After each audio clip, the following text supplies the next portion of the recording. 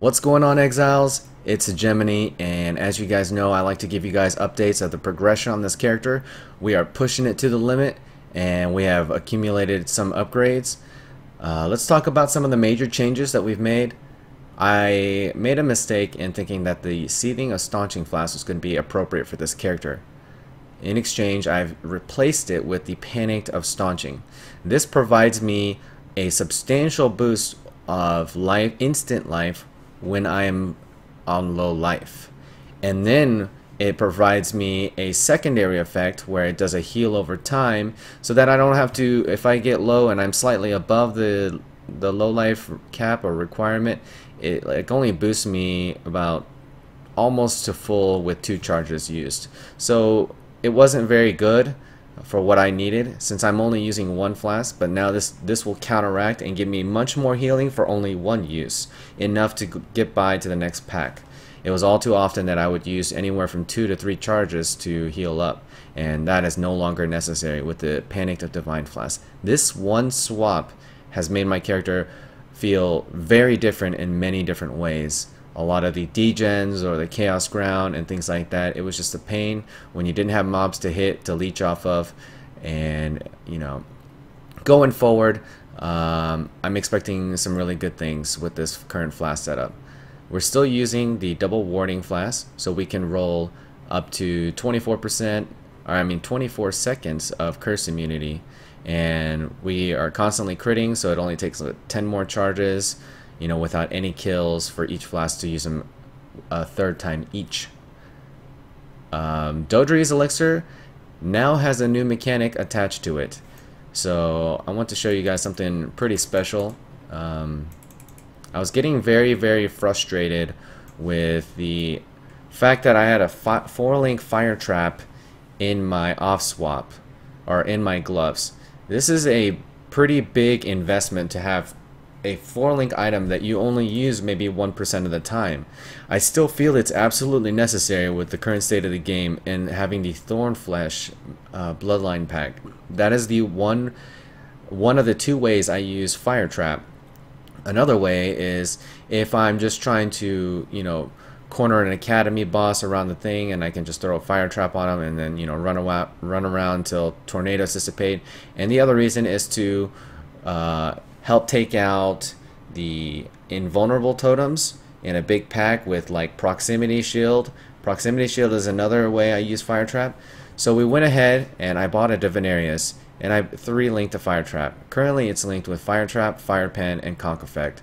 I just want to squeeze the most amount of damage I can on a 3-link, and at the same time I want to make sure I cover my defenses. So I lost resistances on my Wrath Pith, so I made sure I covered that with the lightning res, and actually gained life and gained energy shield. And I have on the shield, I'm just leveling up some gems, but I do have Enduring Cry too as a backup, so that when I'm in this phase I can still EK, I can still fire trap, I can still storm call, and I can Enduring Cry. That is my off swap, and I feel like this is the most efficient, rather than investing a 4-link that I only use 1% of the time. So what have we replaced the 4-link? It's very good. It's cast wound damage taken, Arctic breath, greater multiple projectiles, and chain. So now when anything hits me for a total of 528 damage, I do a spray of chilled ground. We're not going for the damage. The damage is actually pretty awful on this because it's a low level cast and damage taken and a low level Arctic breath. You notice it's 41 to 62 cold, 9 to 36 lightning damage. It's very abysmal, but it does lay out chilled ground. In addition to this setup, I get the luxury of when I hit a Doedre's flask, it does damage to me, and that damage procs my Arctic armor. So you'll notice when I hit this flask, I actually spray the screen and already lay out some extra chilled ground. It is worth noting that the spray direction is pretty random, but it does chain once it hits a target. And when mobs hit me, you'll see a GMP go out. Let these guys hit me. And this provides another layer of defense that feels really good on my caster. I've done some really sketchy stuff, with double bosses and hard mods. We've been alking every single map since level 74 and pretty much alking and going, with the exception of like doing temp chains, chilled ground. But the usage of Doedres just got even better. And I have been informed by GGG developer that the chill on hit with the Attk armor and Doedre synergy is a bug, and it will get fixed. So it's not intended that you get chilled for 0.5 seconds when you use this flask. The casting damage taken is amazing with this current setup. So I like it a lot better. This is something that happens and gets used all the time. We did end up using Malagaros. Quickly, I just want to go over some of the defenses that this character has and owns up to. As you can see, we have 4 endurance charges. We have 128 ES regen per second when 4 endurance charges are up. When they're not, it's 49.8. We have it's 522 ES regen when I actually put up the Enduring Cry and I have the charges for 1.3 seconds. We have 3300 evasion, which gives us a 26% chance to evade. We have 16% spell dodge. We have 25% attack block. Negative chaos, 20 chaos resist. That can be fixed later down the road. And then we have 14% spell block. But when we pop rumis, since we're using Wrathpith, it's 54, 45, and 3600 armor. You get the full armor value out of rumis because we are not acrobatics, and that would be a downside. You would get half the value from the actual granite flask. So rumis is by far the best thing to help you deal with reflect. And I have actually never died to any reflection damage, and I have fired 3 or 4 times into Thornflesh. I mean, it got really sketchy where it took all my ES and I was very low, but I survived, and you know, largely due to the defenses I have set up with the spell dodge, spell block, the rumis, and endurance charges, and you know, obviously the resistances. Going further, we have the Attk armor, which also helps me against my reflection. 13% less physical and 12% less fire taken when hit, and this only counts when I'm not moving. But when I'm spellcasting, I'm not moving. EK is like an instant projectile, so when it goes out and when it hits the mob, I'm getting that reward. It's very, very, very satisfying, and you're most vulnerable when you're standing still. There are a lot of casters, and you know, that can get around with, you know, moving around a lot, especially like trappers. It's the most common form. There are channelers though that stand still, and you know, as I'm using Echo, I am rooted for a period of time, and I am the most vulnerable when I am casting. You can run around in circles and almost take no damage in this game if they don't have any like AoEs or degens on the ground. Dodging and evading melee hits is very easy with just movement, circular movements even. Running in a straight line, not so good because projectiles will just end up hitting you in the back. So we have the Chaos Golem, which also gives me an additional 4% chance, or 4% physical damage mitigation. And we have, yeah, that's what that's what I want to say. He causes like a distraction. He's very, very tanky. I have him on a single link, and he's loaded with culling strike, so he has culled many scary bosses for me from time to time. And he's kind of slow moving. He's not like super YOLO like the Ice Golem, where he's just, you know, charging away. And I can actually, when he's engaged, I can actually stand behind him and fire off my EKs. So like the Waste Pool boss that does Arctic Breath, I can just summon a Chaos Golem in front of me and just tee off behind him and use him as a wall. So he's done a lot of cool things, especially against projectiles, to help me survive both physical mitigation and just cause a distraction or be a meat shield, something like that. And I did pick up a new wand. I paid 4 exalts for this. It's a 66 spell damage. It had an open prefix. I YOLO exalted Phys hybrid. I would have preferred a +1 to all gems, or a hybrid spell mana roll, even though the mana does nothing for my character, or a +2 cold prefix. That way I could use either hatred and Attk armor in it, and you know, move around my other gems. It is important to note that when we do finally 6-link this, my last support gem that I'm choosing is going to be Life Leech, and this is also going to allow me to ditch the Doryani's Invitation. Once I do that, I'll have a fully blown life belt, and it'll have hopefully flash charge reduction so that I can use these more and they'll be more readily available. That is the plan. To simulate what my character would look like with, you know, a life belt, this one has 99 life on a suffix. The 29 strength gives me almost 15 life. So we'll go ahead and say that the implicit gives me 35, right? This ring can go up to 79 life if I were to get lucky. The 15 from the strength, we'll go ahead and add it to this, which would be around 12. And let's just combine it with the helmet, because the helmet's missing about 9 life. And then we'll use the implicit for this ring, and well, let's just put it on, and you can see that I'm at a 5100 with another 30. How much can we get here? We can get 36 life. We're looking at a little over 5.2k at my current level, and that's not with any other like jewels that we could possibly use with life on it.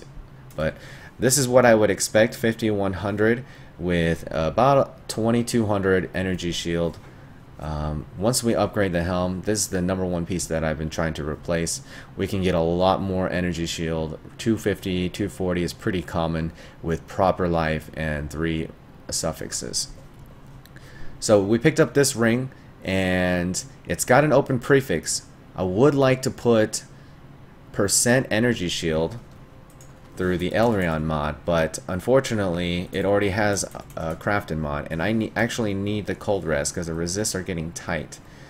So if we go over here, you guys can see that there's a 1 exalt roll for 5 to 20% energy shield. Now ideally on all my prefixes I would want maximum life, maximum energy shield flat, and then this current energy shield. And normal mana users will probably want life and mana and ES. And as suffixes, they're going to want mana regen on their gear, whereas I'm not going to want any mana regen. I'm just going to want straight up resistances or cast speed. It also, you know, opens up doors for amulets. Amulets can get so much damage with their suffixes.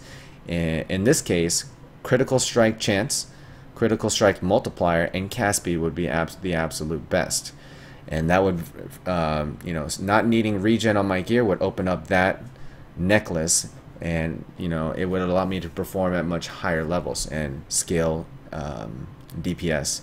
Currently, my DPS without any charges is 34k.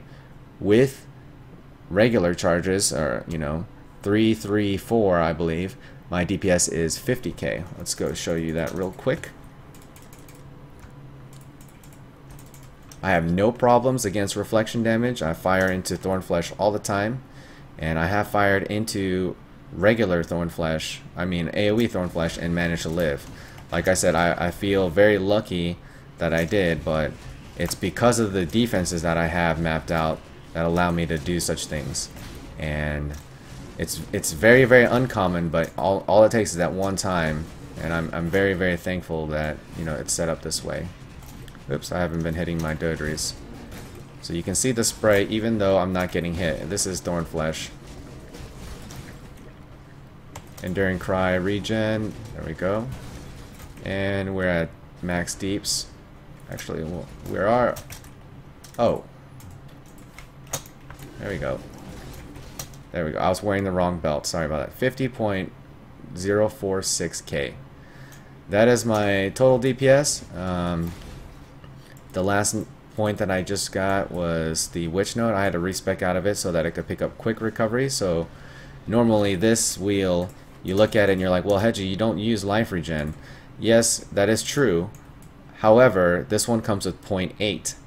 So if you average out these nodes, it's a little less than 5 life per node, because this is 6.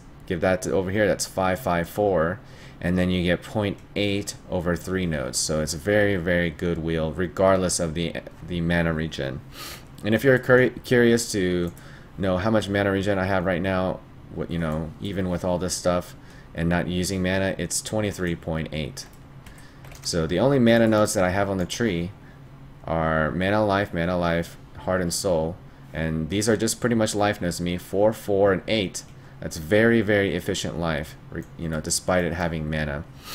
And then I have mana regen here, but I'm getting cold-hearted calculation, which I'm getting the 10 int and 12 spell damage, which is very good by itself, and it leads me into a very, very efficient pathway. So that's where the character is currently. We've been doing great in high-end maps.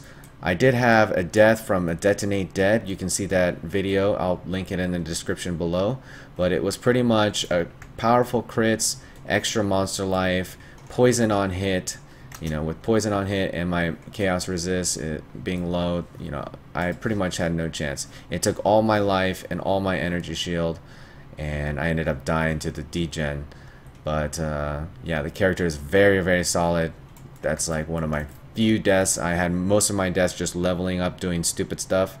If we do it right now, slash deaths right now, see, as you can see, a total of 5 times, 4 times before I have 3 times before I had even any like proper setups. Like yeah, so this character is doing very, very well.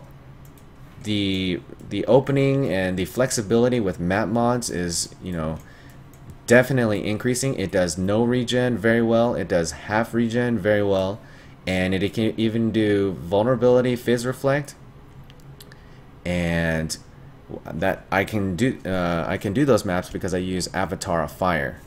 Whenever I collect like a series of Phys reflect maps, instead of going Phys to lightning and running Life Leech, which it'll probably be fine, but when you double up Vuln and Phys reflect, it gets really nasty, and if you run into Thornflesh, it's going to be riptastic. So Avatar of Fire completely wipes any physical damage that I would do. It lowers my damage, however, and I do fire only.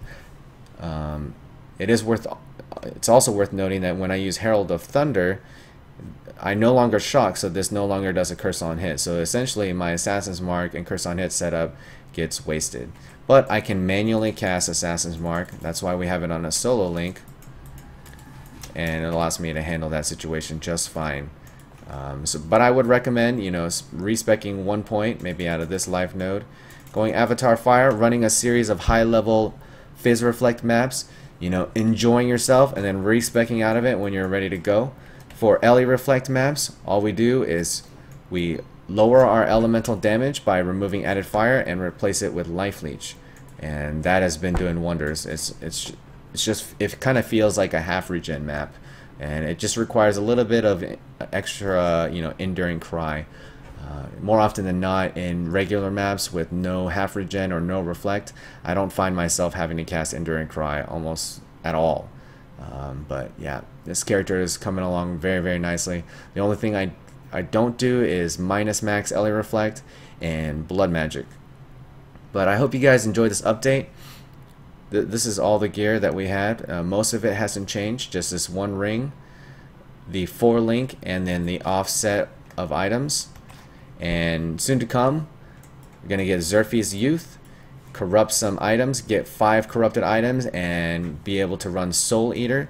And I wanted to make sure that we were in good standing defensively, so where I could just face roll and the Arctic Breath, GMP Arctic Breath with the Doedre's interaction is, you know, getting me that much closer to getting, you know, man mode while still being very, very safe.